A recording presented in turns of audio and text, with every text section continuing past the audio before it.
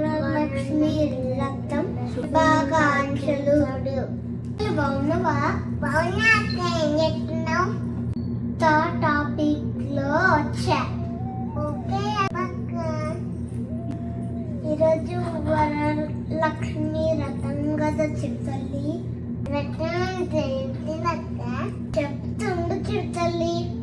లక్ష్మీదేవి అనేది సంపద, సౌభాగ్యం, ఐశ్వర్యం, శాంతి, ఆరోగ్యం, విజయ వంటి మంచి వాటికి లక్ష్మీదేవి పూజిస్తారు.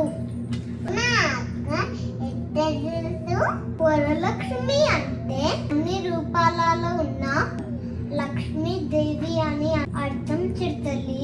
చిటితల్లి అష్టలక్ష్ములంటే ఎవరో తెలుసా? చెప్తాను విను. అష్టలక్ష్ములు అంటే 8 రూపాలలో అమ్మవారిని పూజిస్తారు చిరుతల్లి. అవునా అక్క? అవును చిరుతల్లి, చెప్తాను మంచిగా విను.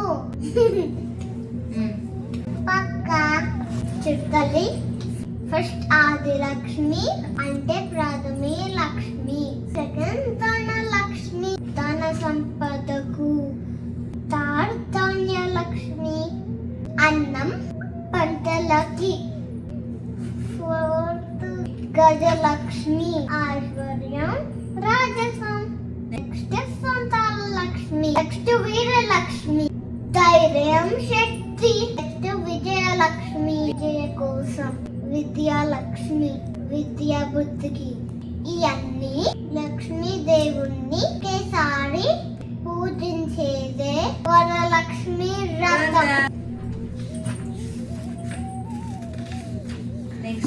వ్రతాన్ని ఇలా చేస్తారు. చిరుతల్లి తన కుటుంబం, భర్త, పిల్లలు సుఖంగా ఆరోగ్యంగా ఉండాలని చేసుకుంటారు చిరుతల్లి. అవును చిరుతల్లి, పురాణాల ఒకసారి పార్వతీదేవి శివుని అడిగింది, ఎలాగైనా భక్తులు ఆరోగ్యంగా ధనవంతులుగా ఉండడానికి ఏదైనా ఒక వ్రతం గురించి చెప్పండి అని. అప్పుడు శివుడు ఈ వరలక్ష్మి వ్రతాన్ని వివరించి చెప్పాడు. నుంచే ప్రజలు ఈ పూజ చేస్తూ వస్తున్నారు. పూజ ఎట్లా చేస్తారక్క?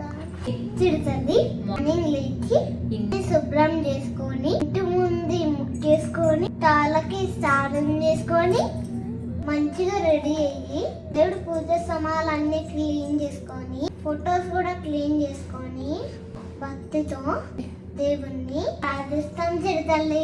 అర్థమైందా చిరుతల్లి నీకు? అర్థమైందక్క, బాగా చెప్పావక్క. మంచి చెప్పి ఎట్లా చేస్తున్నాక ఇవన్నీ? ఇవన్నీ మమ్మీ చేసేటప్పుడు చూసాను. ఓహో అక్క. Thank you for watching.